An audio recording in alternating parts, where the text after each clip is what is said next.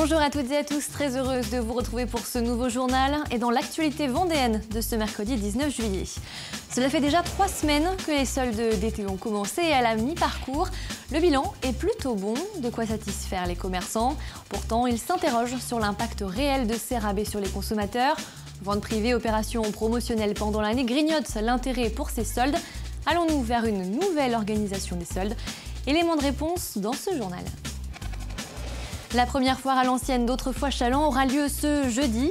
Les 1500 bénévoles incarneront donc leurs personnages et replongeront les visiteurs au début du siècle dernier. Et pour coller au mieux à la réalité, ils revêtiront leurs costumes. Chaque année, la distribution de ces tenues est un moment fort des préparatifs où petits et grands se retrouvent avec plaisir. Enfin, pour cette 15e édition du Festival de Terre-Neuve, les organisateurs ont décidé d'ouvrir quelques répétitions au public. L'occasion de faire découvrir aux curieux les coulisses de ces spectacles. Nous avons suivi l'une d'entre elles. Mais avant de développer tous ces titres dans l'actualité nationale, le chef d'état-major des armées, Pierre de Villiers, a annoncé ce mercredi matin qu'il quittait ses fonctions car il ne se considère plus en mesure d'assurer la pérennité du modèle d'armée auquel il croit. Fin de citation. Le frère de Philippe de Villiers était en poste depuis 3 ans et demi. Il a pris cette décision après plusieurs différends avec Emmanuel Macron au sujet du budget global de la défense. Une démission acceptée par le chef de l'État. Et le nom de son successeur a été dévoilé dans l'après-midi après sa nomination en Conseil des ministres.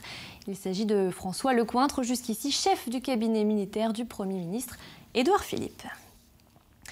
Dans le reste de l'actualité, déjà à 3 semaines que les soldes d'été ont commencé dans tous les magasins de l'Hexagone. À mi-parcours, les commerçants se disent plutôt satisfaits. La tendance du e-commerce s'accentue mais n'empêche pas les consommateurs de fréquenter les magasins pendant ces 6 semaines de rabais. Une période jugée d'ailleurs trop longue par certains professionnels qui ont demandé au ministre de l'économie de repenser ces soldes. Une concertation devrait être lancée. Qu'en pensent les commerçants vendéens? Samuel Grasset leur a posé la question. Dans ce magasin de vêtements, certains articles affichent des prix en baisse de 50 à 70%. 3 semaines après le lancement des soldes, la fréquentation s'est un peu ralentie, mais le bilan est jugé plutôt bon pour le moment. On est tributaire de la météo aussi et c'est vrai que là du coup sur cette période-là, elle a été clémente et donc nous a permis de pouvoir faire des débuts de soldes plutôt satisfaisants. Mais la valse des étiquettes 2 fois par an, c'est peut-être bientôt terminé. Le gouvernement envisage de revoir ce principe des soldes. Promotion, vente privée, braderie, les opérations se multiplient désormais tout au long de l'année. Pour ce commerçant indépendant, il est urgent d'agir. Les gens attendent pour la plupart les opérations commerciales, quoi. Ça tire tout vers le bas et à ce niveau-là, il faudrait plus de réglementation. Pas question pour autant de supprimer les soldes. Dans certains secteurs comme les vêtements, les soldes d'été et d'hiver représentent plus du tiers du chiffre d'affaires de l'année. Les soldes, pour moi, ça reste les soldes. Donc les réformer peut-être dans la longueur. Mais sinon, non, je pense qu'il faut garder cette période. Ça reste, enfin pour nous commerçants, ça reste important, on génère un peu de chiffre d'affaires. Le calendrier pourrait néanmoins évoluer. La durée pourrait être raccourcie à 4 semaines.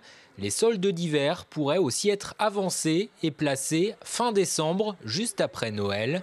Le gouvernement souhaite également lancer une période courte de promotion début septembre ou en novembre, à l'image du Black Friday américain. Attention aussi à ne pas se noyer dans des événements pour des événements parce que le client peut se poser la question mais est-ce que c'est le juste prix à laquelle j'achète quand il n'y a pas d'événement commercial? Donc soyons quand même cohérent avec l'offre que l'on a à proposer et puis que le client se sente respecté aussi dans son achat. Le ministre de l'économie a promis une concertation sur le sujet. Elle devrait être lancée à partir du 8 août. Et si le e-commerce prend de plus en plus d'importance, il est également nécessaire pour les entreprises de développer leur visibilité sur les réseaux sociaux. Alors pour aider les entrepreneurs en difficulté face à ces médias, l'association Vendée Réseaux Sociaux s'est mise en place en 2012. Elle regroupe aujourd'hui 150 entreprises, collectivités et associations. Et pour les encourager à multiplier les initiatives sur ces nouveaux canaux de communication, les Vendée Digital Awards ont été lancés. Ce sera déjà la 3e édition de ce concours en novembre prochain. Pour participer, il faut déposer un dossier avant le 15 septembre. Et pour sélectionner les projets les plus innovants, c'est un jury indépendant constitué de professionnels de la communication qui tranchera en fonction de certains critères.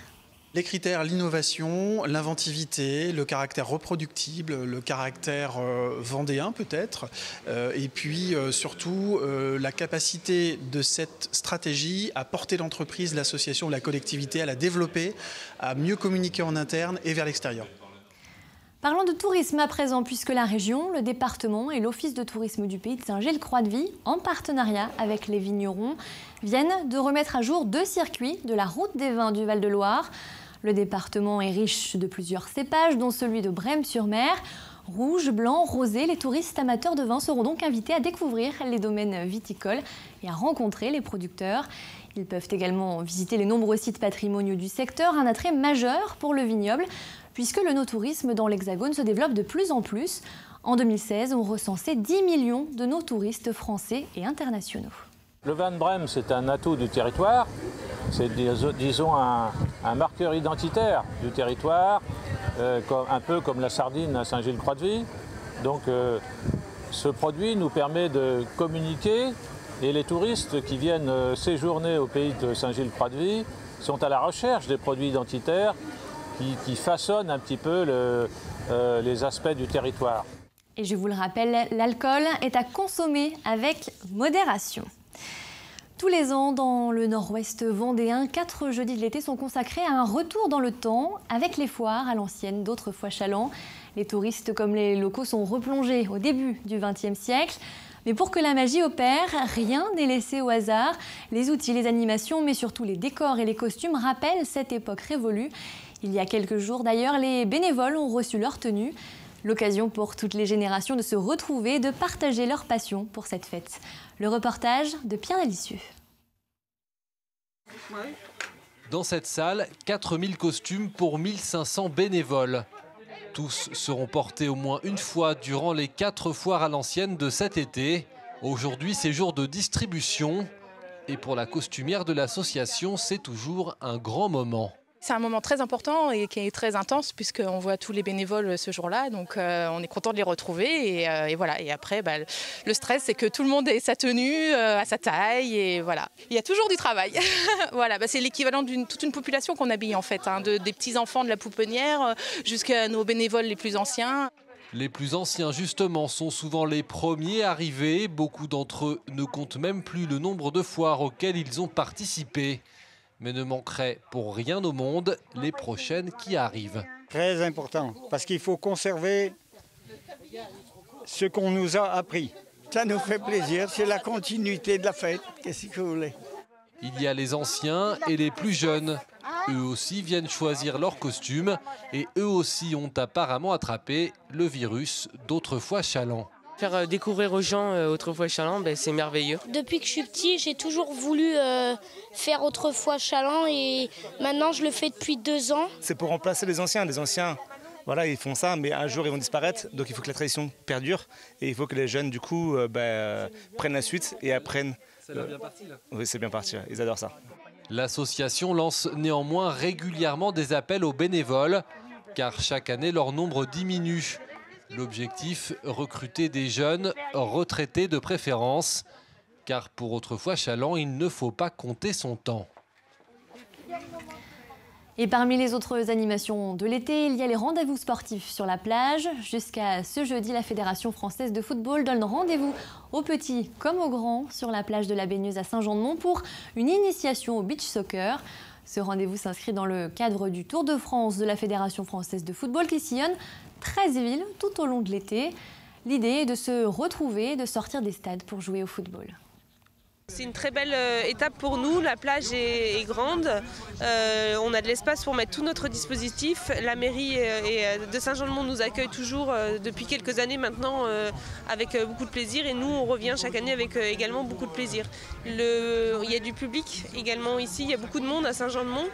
Et puis les clubs de la région, le district de Vendée de football s'implique beaucoup sur cette étape de la tournée également. Ils nous aident à animer les terrains. Donc voilà, toutes ces raisons font qu'on revient chaque année avec beaucoup de plaisir à Saint-Jean-de-Mont. Le festival de Terre-Neuve bat son plein, c'est la 15e édition de ce grand rendez-vous théâtral vendéen où de nombreuses pointures viennent se produire. L'année dernière, Michel Bouquet, cette année, Nicolas Briançon ou encore Antoine Duléry. 7 représentations au total sont prévues dans la cour du château fontenaisien et la dernière sera samedi soir. Cette année, pour la première fois, les organisateurs ont décidé d'ouvrir quelques représentations au public, une manière de faire partager les coulisses de ces spectacles. Cyril Guillet a assisté à celle du serment d'Hippocrate, mise en scène par Patrick Péloquet, directeur du Théâtre régional des Pays de la Loire. Regardez.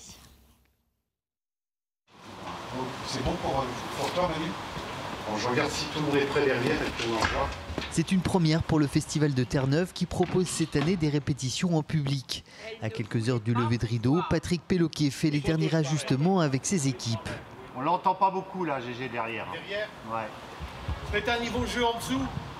Ces moments de répétition sont très importants. D'abord, on est content de se retrouver parce qu'on ne l'a pas joué ce spectacle depuis la fin du mois d'avril. Donc on est content de se retrouver et puis de se réécouter, de rejouer ensemble. C'est très agréable ces répétitions. Mais où est-ce que tu as vu que maman est dans syncope? Il n'y a pas 5 minutes, tu disais que c'était un évanouissement. Évanouissement ou syncope, c'est la même chose, Madeleine. Et c'est maintenant que tu me le dis? C'est donc une comédie qui est proposée par le Théâtre régional des Pays de la Loire, avec le serment d'Hippocrate de Louis Calafert, un auteur qu'affectionne tout particulièrement Patrick Péloquet. Il va être question de médecins et de médecine. Après Molière et son malade imaginaire, ou Jules Romain et Knock, voilà, Louis Calafert nous présente sur scène des médecins, des patients. Il nous dresse un portrait de la médecine moderne, tel qu'il l'envisage à ses yeux. Alors, qu'est-ce qui ne va pas? Ça va très bien, docteur. C'est eux qui vous ont appelé, c'est pas moi. C'est donc sans costume ni maquillage que ces répétitions se sont déroulées. Pas question de dévoiler l'ensemble de la pièce, mais juste de quoi aiguiser la curiosité et inviter le spectateur à découvrir l'envers du décor. Donc on va faire le début, on va faire l'arrivée du premier médecin et l'arrivée du deuxième médecin. Toujours intéressant de voir un spectacle qui n'est pas tout à fait réglé au niveau son. Enfin, on voit un petit peu l'extérieur des choses. Je n'avais jamais vu, j'avais jamais assisté. Et le metteur en scène nous explique bien tout, c'est parfait. Ça sera un très beau spectacle, mais on voit qu'on a affaire à des grands pros. Il n'y a pas de souci, on ne se tracasse pas pour ce soir. On va bien s'amuser. Ce n'est rien, bon maman, on est là. Si vous aussi, vous souhaitez assister à une de ces répétitions en public, rendez-vous vendredi à 17h au château de Terre-Neuve. Patrick Péloquet met cette fois-ci en scène une pièce d'Eugène Labiche, l'affaire de la rue Lourcine. L'entrée est gratuite. Mais tu peux penser à ton fromage dans un moment pareil? Et à noter qu'il reste encore quelques places pour assister au dernier spectacle, l'affaire de la rue Lourcine d'Eugène Labiche, joué vendredi soir à 21h30, ou encore samedi même heure pour Antoine Duléry fait son cinéma, mais au théâtre.